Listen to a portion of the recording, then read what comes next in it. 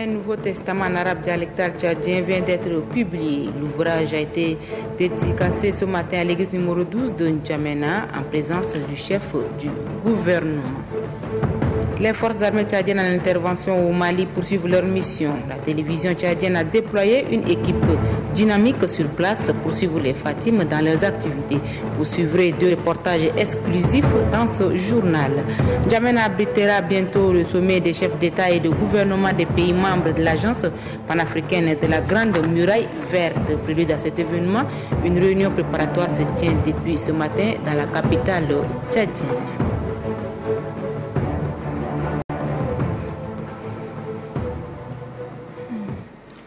Bonsoir à tous et merci de nous rejoindre dans cette grande édition. Je le disais en titre, l'Alliance biblique du Tchad vient de publier un nouveau testament traduit en arabe dialectal tchadien.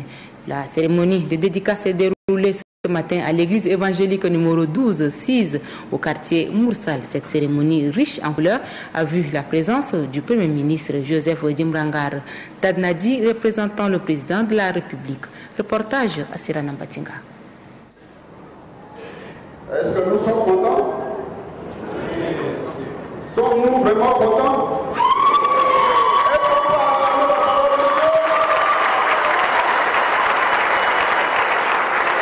L'Alliance biblique du Tchad vient de mettre, grâce au concours des autorités tchadiennes, notamment celui du président de la République, Idriss Déby Itno, un nouveau testament en arabe dialectal tchadien et transcrit en arabe classique.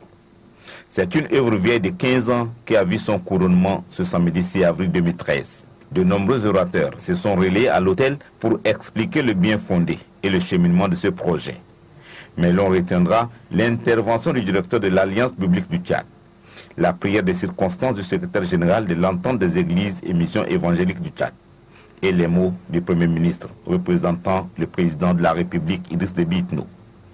Pour le directeur de l'Alliance biblique du Tchad, Altangar Jérôme, la langue est un instrument de cohésion et de la paix. Sur ce plan, entre la religion et la politique, il n'y a qu'un seul pas à franchir. L'Alliance biblique du Tchad vient de poser, grâce au soutien du président de la République Idriss Déby Itno, les jalons du bilinguisme prônés par la Constitution et de la coexistence pacifique à travers une langue que parle la majorité des Tchadiens, a-t-il martelé. Priant pour cette dédicace spéciale, le secrétaire général de l'entente des églises et missions évangéliques du Tchad, Suina Potifar, a tout d'abord remercié Dieu pour tout ce qu'il a fait pour le Tchad avant d'élever les autorités tchadiennes devant sa très haute sainteté afin qu'il les bénisse dans la conduite du peuple tchadien, une responsabilité somme toute exaltante mais stressante et contraignante. Qui serait resté indifférent à ces paroles d'amitié et de reconnaissance? Invité à prendre la parole, le représentant du président de la République, le Premier ministre Joseph Djimbrangar Dadnadi, visiblement ému, a pris la parole, non seulement pour remercier, mais pour réaffirmer la détermination de son gouvernement et celle du président de la République à traduire dans les faits et en toutes circonstances le bilinguisme qui est une obligation constitutionnelle. Ce jour 6 avril 2013, Dadnadi est un homme heureux de trouver la parole de Dieu écrite dans une langue tchadienne. En général, la parole de Dieu est entrée chez nous dans les langues des gens. Et d'abord dans les langues des gens. Les langues dans lesquelles ils sont nés. Et c'est avec ces langues-là que c'est plus facile de les leur enseigner. Aujourd'hui, donc, je me réjouis que nos compatriotes qui n'avaient pas pu accéder à cette parole parce qu'elle est venue soit par les Français, soit par les autres langues locales auxquelles ils ne sont pas habitués, ces compatriotes-là trouveront matière, n'est-ce pas, à réparer ce tort qui leur a été fait par la nature. Il en est de même de ceux qui n'ont pas pu, par leur milieu, par leur environnement, avoir des facilités pour l'apprentissage de la langue arabe, d'apprendre la parole de Dieu, de connaître cette parole dans la langue arabe. Les organisateurs ont pris le soin de lui remettre 2 exemplaires de ce précieux Nouveau Testament, dont l'un est destiné au président de la République, Idriss Déby Itno. Le Palais Rose peut désormais se targuer de montrer à ses visiteurs un Nouveau Testament consigné dans une langue nationale tchadienne.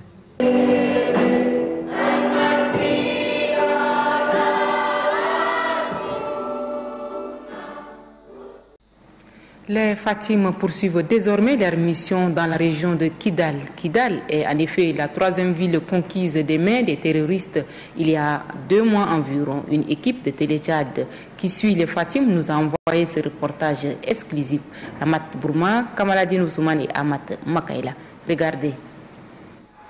Après le travail de nettoyage dans les massifs du Takarkar, les forces armées tchadiennes d'intervention au Mali, les Fatim, redescendent plus au sud. Les Fatim sont en récupération pour utiliser un langage tout à la fois militaire et sportif. Ici à Kidal, les soldats tchadiens campent dans une caserne de l'armée malienne, l'une des plus grandes au Nord Mali.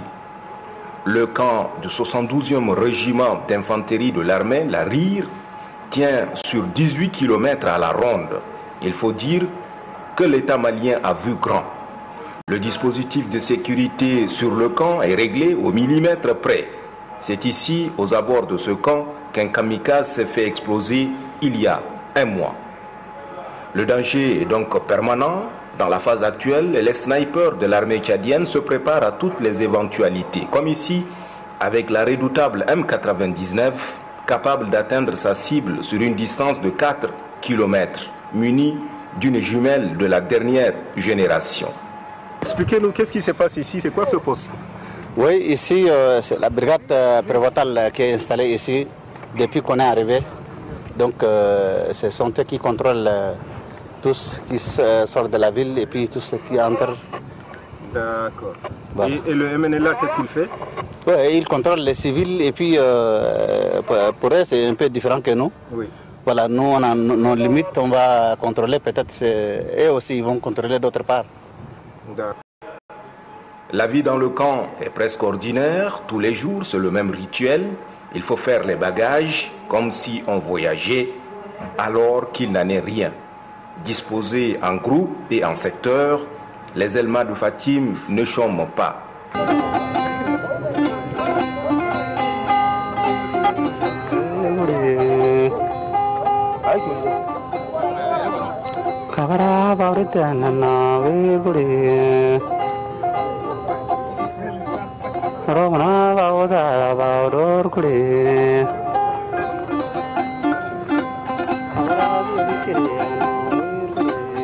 Les patrouilles sont tout à la fois pédestres et motorisées.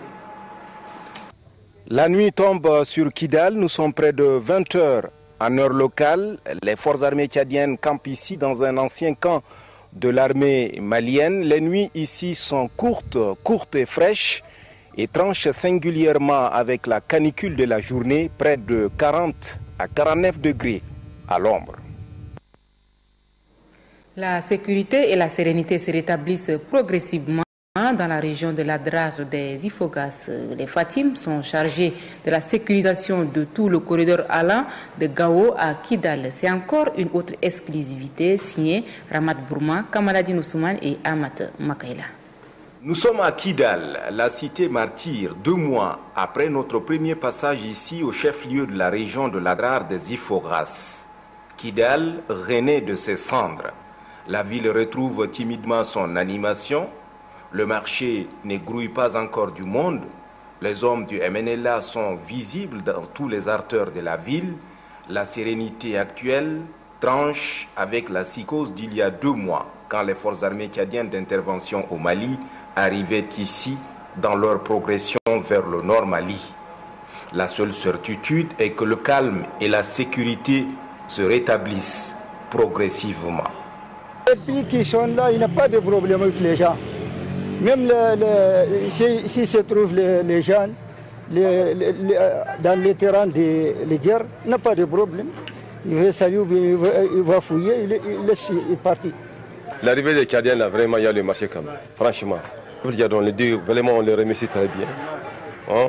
On est fiers de eux. Les classes sont fermées depuis les coups d'État.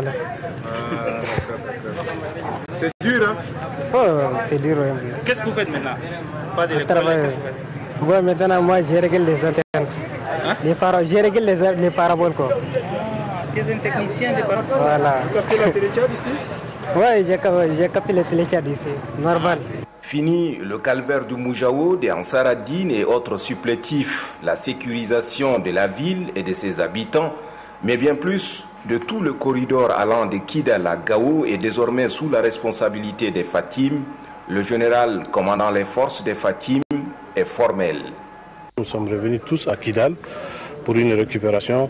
Et certes, rester à Kidal ne veut dire pas qu'il n'y a rien à faire. Certes, il y a des patrouilles de reconnaissance, ne serait-ce que pour la sécurité de la ville de Kidal où nous sommes. Et effectivement, le service militaire il continue toujours. Certes, on est en récupération, mais cela ne veut dire pas que c'est la fin de la guerre, où il faut dormir, non. Cette même ville que nous décrivions il y a 2 mois comme un village fantôme présente tout un autre visage grâce à la quiétude et la sérénité retrouvée. Kidal, qui était jadis un pôle commercial d'importance, lutte aujourd'hui pour la reconquête de cette place enviable. Restons encore au Mali où 3 semaines après la destruction de la plus importante base des djihadistes et narcotrafiquants, les Fatim et les éléments de forces françaises sont à nouveau à leur trousse. Ils ont entrepris une vaste campagne de nettoyage des poches de résistance dans le sud de l'Adrar des Ifogas. Opération dirigée par le général de brigade Mohamed Idriss Déby. Notre reporter Kandata Ouhamia revient fraîchement du Mali. Son reportage. Plus d'une centaine de véhicules blindés légers équipés, avec à bord plus de 500 hommes.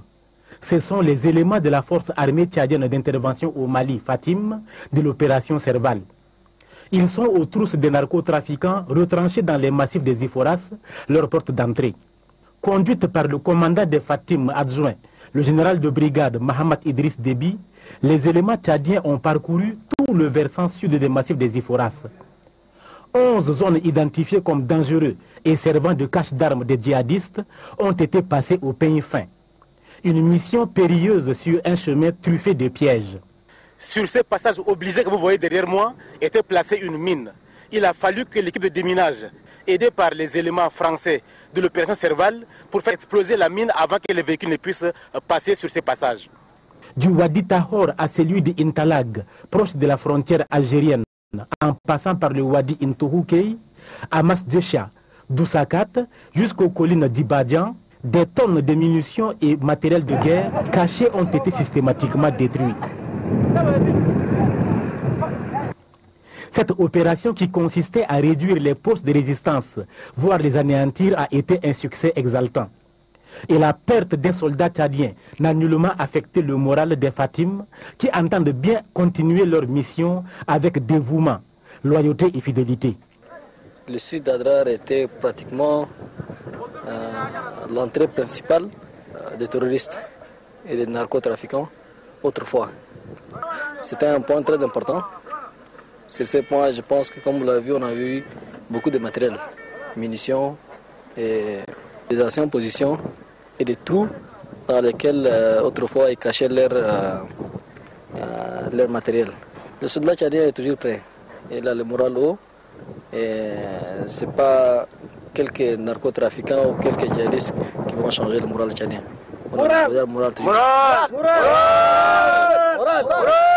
Les éléments de la force armée tchadienne d'intervention au Mali ont bravé la nature hostile de cette partie du territoire malien pour la débarrasser des islamistes narcotrafiquants et autres terroristes qui les écumaient. Bien que faisant partie intégrante de la force MISMA depuis le 10 mars 2013, la Fatim est la seule force africaine engagée au combat dans l'Adrar des Iforas. Autre chose cette fois-ci, prélude au sommet des chefs d'État et de gouvernement des pays membres de l'Agence panafricaine de la Grande Muraille Verte qui se tiendra bientôt en N'Djamena. Une réunion préparatoire a commencé aujourd'hui à l'hôtel Kempinski. Tous les 11 pays membres sont représentés à l'ordre du jour. Évaluation des activités de l'organisation. Adoum Abdelkader. Cette rencontre des experts sur l'initiative de la Grande Muraille Verte pour le Sahara et le Sahel se tient dans la perspective du prochain sommet des chefs d'État et de gouvernement des pays membres. Plus qu'une simple rencontre de balisage, les experts des différents pays et ceux des organisations partenaires vont se pencher sur les projets de partenariat et les différentes initiatives au niveau national mises en œuvre depuis la signature de la Convention en 2010. Pour le secrétaire exécutif de l'Agence panafricaine de la Grande Muraille Verte, le professeur Abdoulaye Dia, ce projet traduit le leadership du continent dans la recherche des solutions aux multiples phénomènes environnementaux auxquels il est confronté, d'où la création de cette institution inter-État. Il n'est nul besoin de démontrer que pour nous, filles et fils du continent africain en général et des pays de la bande sahélo-saharienne en particulier, la désertification est un problème majeur. Nous la vivons quotidiennement et pleinement. Nous en subissons les effets pervers qui compromettent les efforts de nos États respectifs.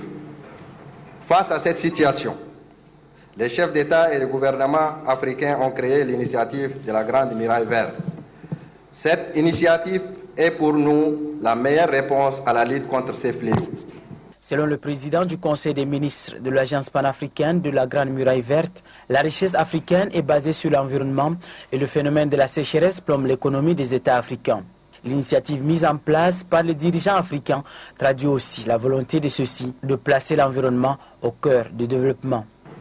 Dans sa conception, l'initiative combine tous les systèmes de production. Elle se fonde également sur la nécessité de développer une solidarité à la fois politique, scientifique et opérationnelle dans le souci de sauvegarder les zones sahélo-sahariennes marginales africaines. Les résultats de cette rencontre des experts feront l'objet d'un rapport qui sera présenté au cours du prochain sommet des chefs d'État et de gouvernement des pays membres. C'est ce qui permettra de faire une évaluation à mi-parcours du plan quinquennal de l'organisation. Fin de la 20e réunion du comité régional de programmation et de suivi du SILS, comité inter-État de lutte contre la sécheresse au Sahel. Au terme des travaux, un rapport final a été produit et présenté pour son application dans les pays membres du SILS. Grangacham Irima. Ouverte le 4 avril dernier, la 20e réunion du comité régional de programmation et de suivi du SILS s'achève sur une note de satisfaction. Elle a permis aux experts de différents pays membres de mesurer l'évolution du parcours de cette organisation sous-régionale. Différents rapports d'activité de l'exercice de bilan 2012 ont été présentés à l'Assemblée pour leur amendement. Les experts ont relevé non seulement les obstacles qui handicapent l'épanouissement du SILS, mais aussi défini les forces et les perspectives. À l'issue de ces échanges fructueux, 4 motions de remerciement ont été adressés aux plus hautes autorités, dont le président de la République, Idriss Déby Itno, et les partenaires techniques pour leur soutien sans faille. Le secrétaire général du ministère de l'Agriculture apprécie la qualité des travaux. Je demeure convaincu que malgré les difficultés rencontrées dans l'analyse d'importants et délicats dossiers, vous êtes parvenus à produire des résultats et recommandations pertinents. Je voudrais donc saisir cette occasion pour vous féliciter du sérieux avec lequel vous vous êtes acquitté de la tâche qui vous a été confiée. Le comité régional de programmation et de suivi félicite le SILS pour l'élaboration participative de la cartographie des risques, encourage la consolidation de la démarche afin d'associer un système solide de management des risques et d'audit interne sur le risque. Le compte rendu de la réunion des experts sera soumis à l'approbation des ministres du SILS demain dans la capitale. Grangacham, le ministre de l'Agriculture et de l'Irrigation a effectué la semaine dernière une mission de travail dans la Tandjili. C'est dans le cadre du projet de gestion et de valorisation des ressources naturelles PGRNE. Des précisions avec vous. Construite en début des années 50 et long de 48 km, l'ancienne digue du Logon avait 12 ouvrages de prise qui servaient à mettre en exploitation 50 000 hectares de terres rizicoles.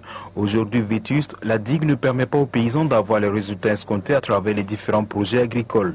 C'est pourquoi le projet de gestion et de valorisation de ressources naturelles lance une vaste campagne de réhabilitation.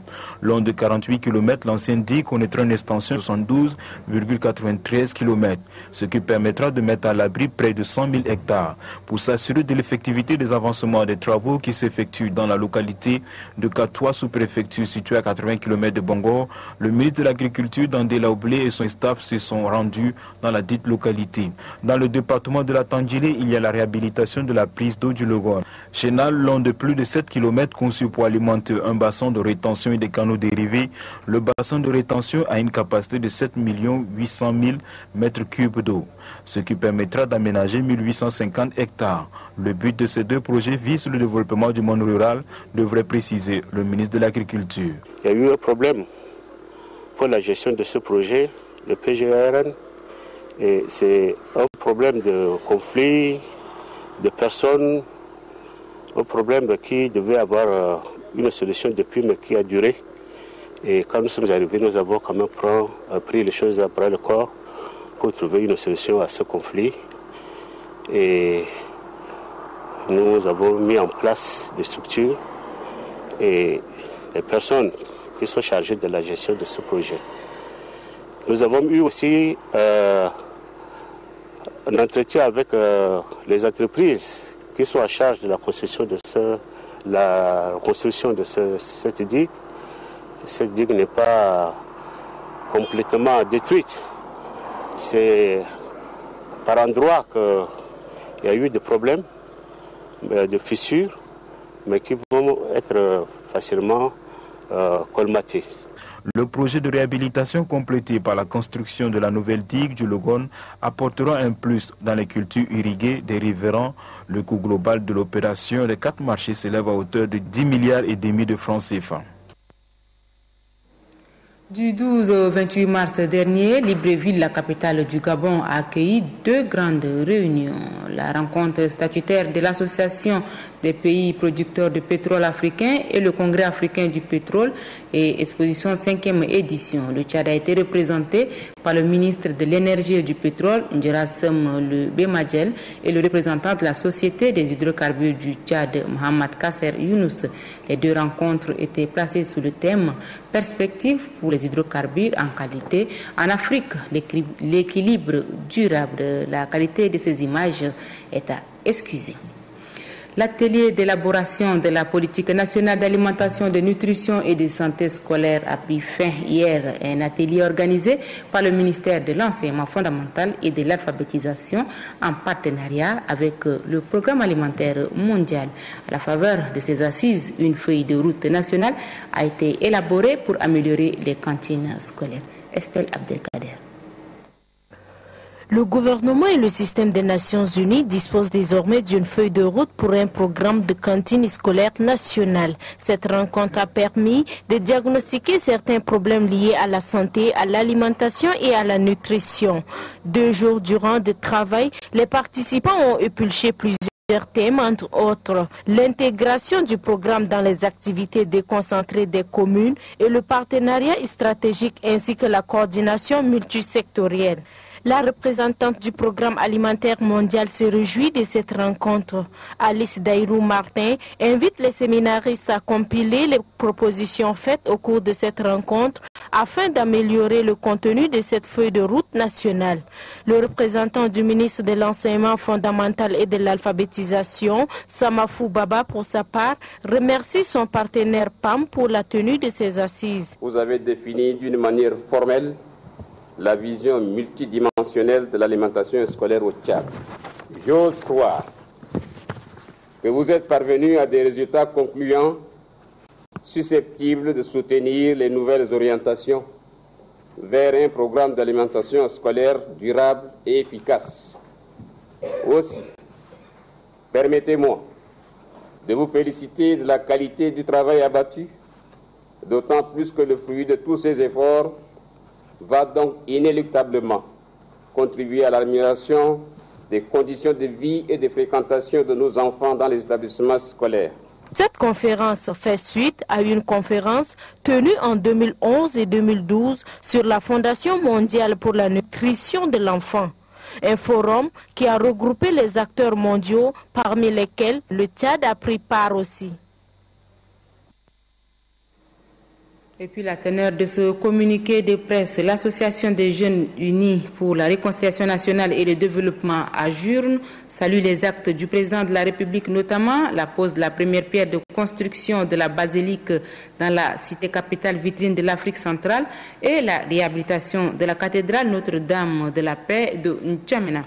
Ces actions du chef de l'État traduisent sa volonté d'amener toutes les confessions religieuses au Tchad à vivre dans la fraternité suivant la laïcité et le respect des différentes confessions religieuses au Tchad. La journée, à travers toute la jeunesse tchadienne, exprime toute sa reconnaissance au président de la République et prie le Seigneur Dieu, Allah le Tout-Puissant, d'accorder longue vie au chef de l'État afin de poursuivre son sacerdoce pour la consolidation de l'unité, la paix et la prospérité de tous les fils du Tchad. Que ces actes servent d'exemple dans la sous-région et les pays en voie de développement à travers le monde pour la consolidation des relations interreligieuses dans les communautés nationales. Le communiqué est signé de Yacoub Sougui Tougou. Et puis, dans un autre communiqué parvenu à notre rédaction, le programme des Nations Unies pour le développement annonce que si les efforts sont maintenus, le Tchad pourrait atteindre la réalisation de certains objectifs du millénaire pour le développement. Fin hier à Darda, localité située à une centaine de kilomètres à la sortie sud de N'Djamena, de l'atelier de recyclage des techniciens de l'assainissement venus des provinces et de la capitale. Ces techniciens ont débattu sur des thèmes qui portent sur l'eau, l'hydraulique et l'assainissement. Mohamed Abba Micheï. Les échanges autour du thème portant sur la problématique de l'eau, de l'hygiène et de l'assainissement ont permis aux techniciens d'assainissement venus des 4 coins du Tchad d'adopter une stratégie de lutte contre les maladies découlant de l'insalubrité. Nous sommes nantis de nouvelles techniques pouvant nous permettre de faire une prise en charge correcte en cas de choléra et d'assurer aussi une gestion rationnelle des déchets solides. Au regard des connaissances acquises, les techniciens se disent en mesure d'améliorer les conditions de vie des populations avec bien sûr l'appui des autorités sanitaires. Nous souhaiterions que les recommandations que nous avions faites soient prises en compte par les autorités pour nous permettre de mettre en pratique tout ce que nous avons appris pendant les 3 jours. Avec tout ce que nous avons exprimé comme besoin, si c'est vraiment pris en compte, nous pensons qu'on va faire réduire les risques de maladies liés au manque d'hygiène au Tchad. Les agents d'assainissement rassurent de mettre en œuvre les techniques reçues pour améliorer la couverture des besoins en matière d'assainissement de base et en eau potable. Voilà, c'est la fin de cette édition. Merci d'avoir été des nôtres et passé un excellent week-end.